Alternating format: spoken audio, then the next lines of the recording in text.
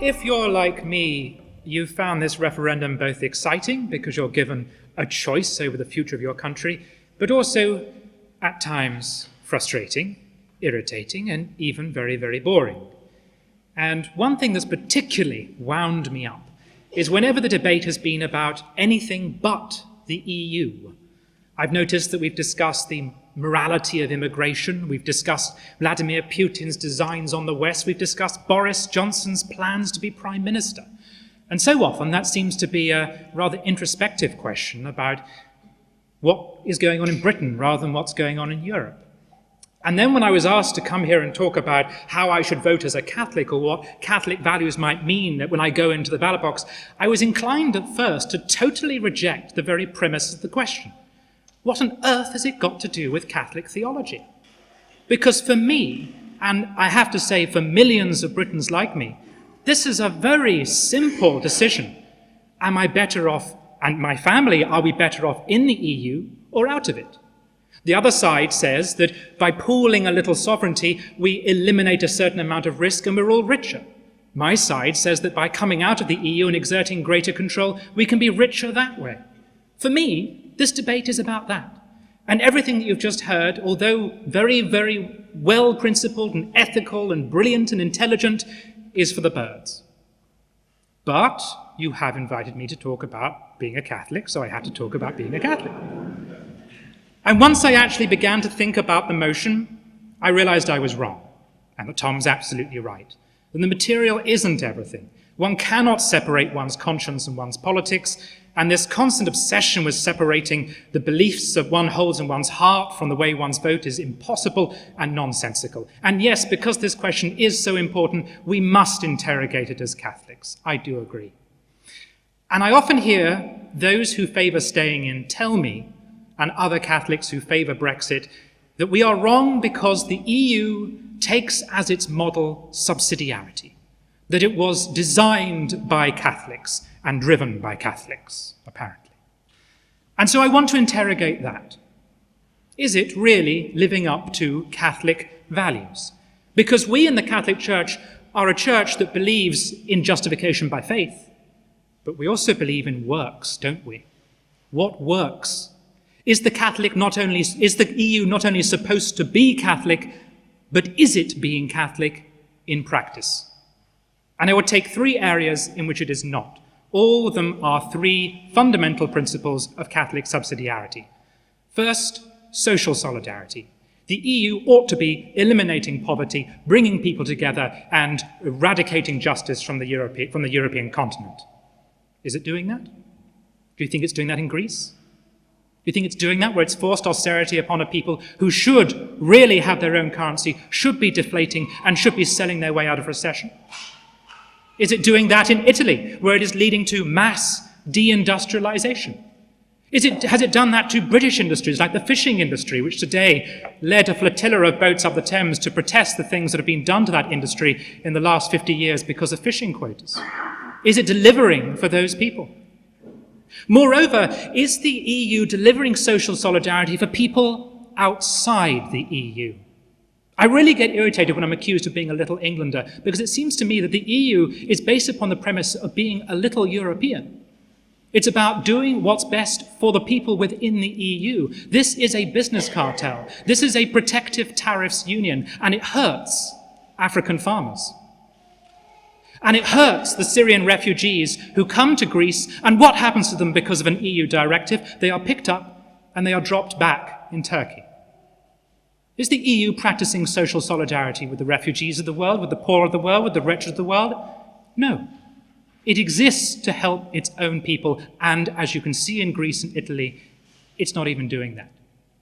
Second Catholic principle, subsidiarity. This strangely is forgotten by the supporters of the EU, that while there is supposed to be social solidarity, it is also part of Catholic teaching that decisions are made at the most local level possible. Well, even suggesting that the EU does that is laughable, is it not? The EU with its central bank, the EU with its unelected commissioners, the EU where no one in this room can probably name any of the 5 presidents, probably can't even name who their MEP is, This is not the beacon of local democracy that it was supposed to be. The principle was that any decision the EU could not take would be taken at a local level, and that is not happening. Although I will give you one notable exception, an interesting exception, an area where the EU does practice subsidiarity: abortion. Because when a case was taken to the European Court of Human Rights about abortion, and when someone was making the case that there was a universal right to life, the ECHR replied that no, in that instance subsidiarity works, and we're going to leave the individual sovereign states to make that decision as to when life begins. So on that area, they do practice subsidiarity. So we have a lack of social solidarity, we have a lack of subsidiarity, and finally, what about the most important one of all? The promotion of Christian values. Because if you look at the original writings of the designers and the architects of the EU, that's what they expected to happen. They thought that if you unified the continent under a model which was Catholic, if you brought people together with this grand goal of creating a more Christian, more decent union, the result would be one that would be breathed through with the Spirit of the Holy Ghost. Has that happened? No. When they came to write the Constitution of the EU, they discussed mentioning Christianity in it as a foundational principle, and they decided not. Why? Well, the Germans were very much in favor of it. Angela Merkel was all for mentioning Christianity, but the French vetoed it. And the French said, well, we come from a slightly different tradition, where we separate church and state rigidly, so we don't think it should be mentioned. So at the very, very heart of what the EU is, its constitution, Christianity is absent. And what is the EU doing today about the many things happening in Europe which are fundamentally, obviously, un-Christian? What is it doing, for instance, about the rising tide of euthanasia in the Benelux countries? Where is the EU promoting Christian values? I don't see it. Now, having said all of that, you could say, but Tim, by leaving the EU, won't Britain only accelerate and make even worse the very social problems that you are decrying? Won't it lead to the breakup of the continent? And here I want to say something which very few people in the Leave campaign have got the guts to say, but I will say, and please don't tell anyone else I said it. We don't know. We don't know what's going to happen if Britain votes for Brexit, because you can't prophesy the future. But here's the other dirty secret. They don't know either what's going to happen if we stay in the EU.